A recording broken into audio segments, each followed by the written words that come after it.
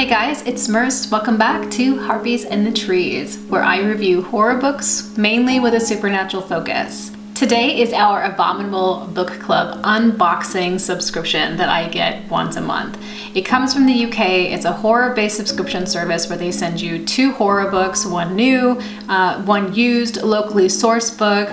They also send you an ebook or a magazine, and you get some goodies with it like tea, chocolate, coffee, and sometimes cookies and stuff like that. I really do enjoy this box. I'm not a sponsor, I'm just a subscriber. I've had this box for, I think, 8 months now, and I really do enjoy it. Not every book I get in here I read or have read, but I have found new authors and new books and new magazines that I have just really adored. So I'm always really excited to get this box. Before we get into the unboxing, I just want to say thank you to everyone who watched my fan film of Miss Fallow, and which was inspired by A Taste for Monsters by Matthew J. Kirby. I really do enjoy all of your comments. They were very kind and sweet. I really appreciate the feedback. I got some really cool recommendations for different things like books and films and stuff like that, so I really do appreciate it. And I just wanted to say thank you so much for following me on this journey. You guys submitted some really great numbers for the next celebration video, so I'll be putting those up on my Instagram stories on Monday, and we can all vote and see which number it's going to be. So let's open it up. So as usual, I have my ceremonial unboxing knife here, my jade knife. And I do really like that Abominable has these, this tape now with their newish logo design or logo version for this year. I really do like that a lot.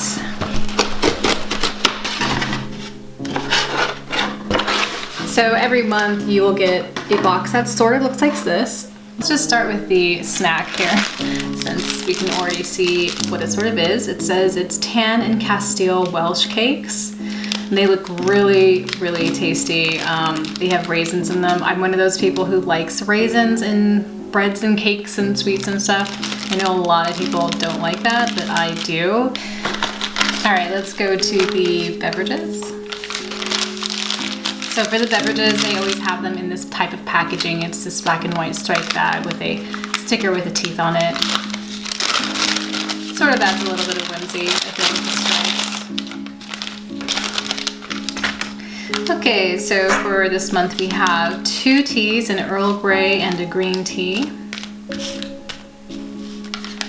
We have a Cadbury hot chocolate. This is a different brand than they normally send.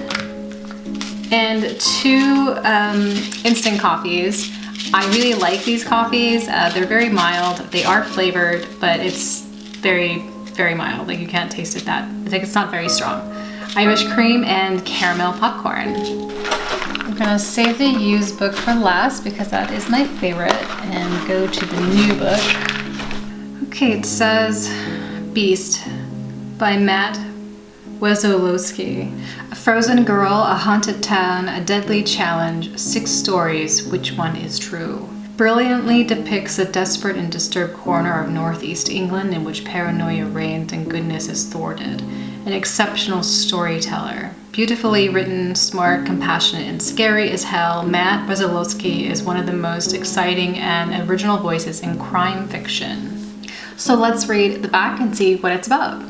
In the wake of the Beast from the East cold snap that ravaged the UK in 2018, a grisly discovery was made in a ruin on the Northumbrian coast. 24-year-old vlogger Elizabeth Barton was barricaded inside what locals refer to as the Vampire Tower, where she was later found frozen to death. 3 young men, part of an alleged cult, were convicted of this terrible crime, which they described as a prank gone wrong. However, in the small town of Ergarth, questions have been raised about the nature of Elizabeth Barton's death and whether the 3 convicted youths were even responsible. Elusive online journalist Scott King speaks to 6 witnesses, people who knew both the victim and the 3 killers, to peer beneath the surface of the case. He uncovers whispers of a shocking online craze that held the young of Ergarth in its thrall. He hears of an abattoir on the edge of town, which held more than simple slaughter behind its walls, and the tragic and chilling legend of the Ergoth vampire. It says which one is true, so I wonder if it's like if you're kind of like reading these cases and you're deciding, you know, what is true and what's not. It does have a couple pages here of praise and reviews. And I guess this is part of a series. This says the 6-story series, 6 stories, Hydra, Changeling, and Beast. So along with horror fiction and supernatural haunted house stories being my utter favorite, I do love crime fiction when it's really, really good. So I am interested. This seems pretty cool. They're just kind of glancing through it. It looks like the format is like maybe messages and posts. I don't know, it's hard to tell. Interviews maybe. Beast by Matt Vezolowski. Normally there is a magazine, but it looks like this month we have got a ebook. It's called A Deal Maker. Everyone Has a Price by Lou Yardley. There's no synopsis or anything, but I do like the artwork. It seems kind of interesting.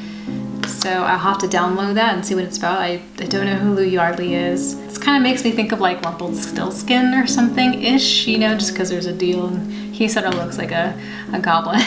I don't know if that's really going to be what it's about.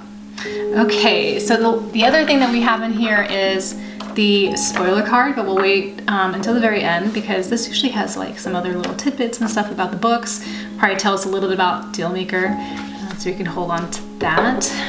And we can go on to, because these are used books, that means that every single subscriber gets a different book.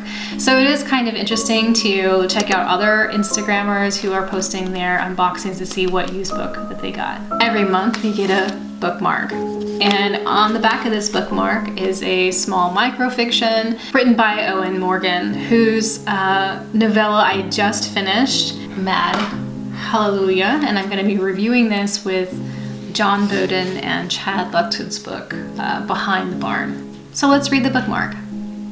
Spookmark 5, Series 2.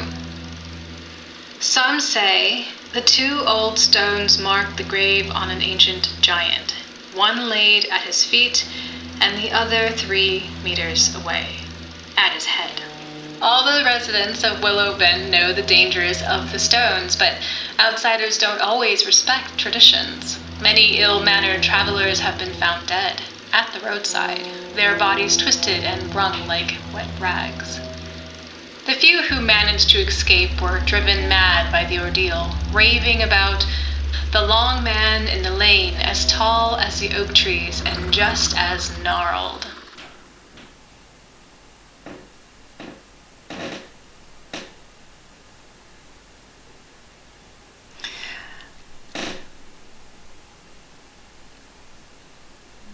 My door just keeps opening. I think it's because there's a window open, but it's kind of eerie. What I think is kind of interesting about these bookmarks is that Owen never puts the title of the piece on the bookmark, and I think that's because the journey of reading these bookmarks should be that you read the bookmark first and then you read the spoiler card, and that gives you the title, because I feel like the title will give you a little bit more context and kind of tie it all together. There's like it's sort of like looking at a painting without like the name on it or something, and I kind of like that journey, if that is even intentional. Okay, so now let's get to the belle of the ball, the used book. Here is the wax seal from the Accursed Library. Once they collect these books, they are then brought into the Accursed Library, and each one is chosen for us from the void. So it's pretty fun and awesome. I do save all of these covers because it's just so fun. Like, you can just reuse them for a bunch of different things. And you know, it's like, it saves me time from having to, like, you know, blood splatter my own wrappings. I wonder what it's gonna be. I'm always really curious.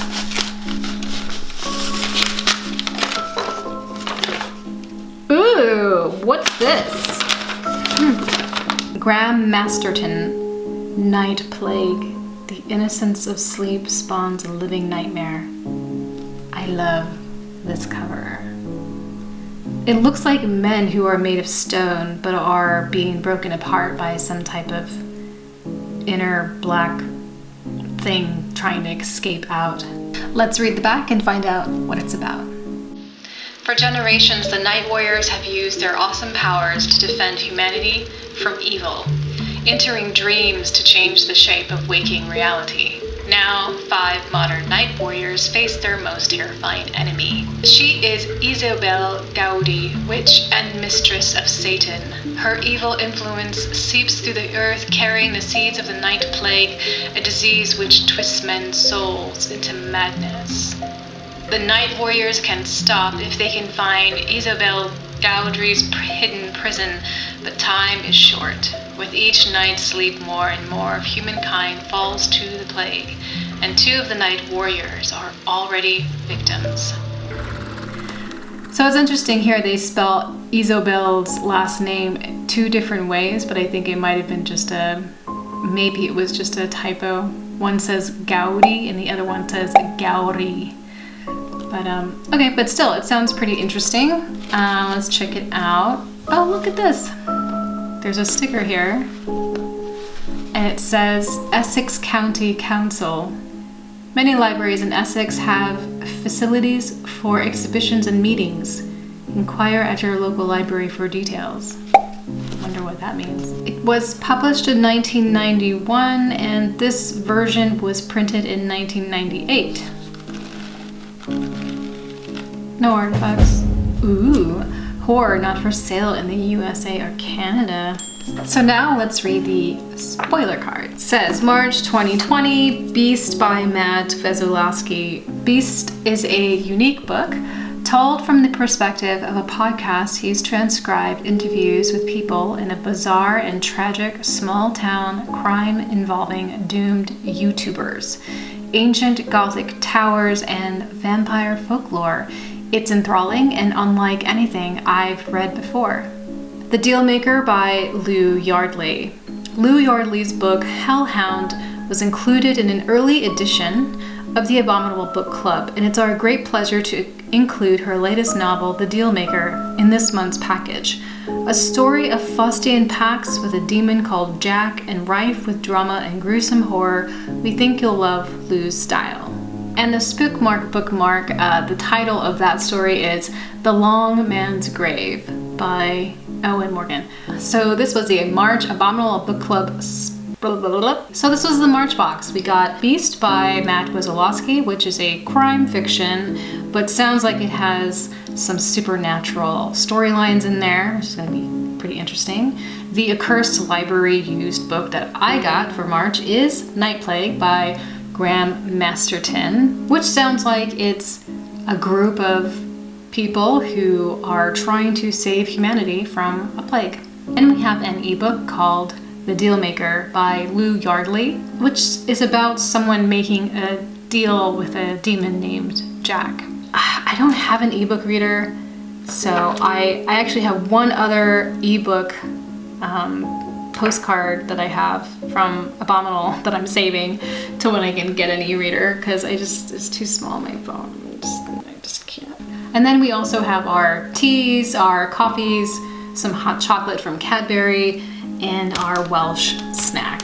And like right now what I'm thinking is like which one piques my interest the most. So if you've watched my unboxings before and you've seen my reviews, you know that I am a supernatural hardcore bitch. Like I love ghost stories, haunted house stuff. I mean, that's just like my favorite trope. And it's basically like haunted location, discovery, research, and then revelation and conclusion. Like that to me is just like, it's just completely satisfying, and it's all I ever want to read. And I think it's definitely Beast, because even though I am a supernatural hag, I do love crime. I am interested in the setup of it being YouTubers, and I'm assuming people who are discovering things that they probably shouldn't be, and trying to find out what's happening to these people and all of the consequences that come from that. So that's always really appealing to me.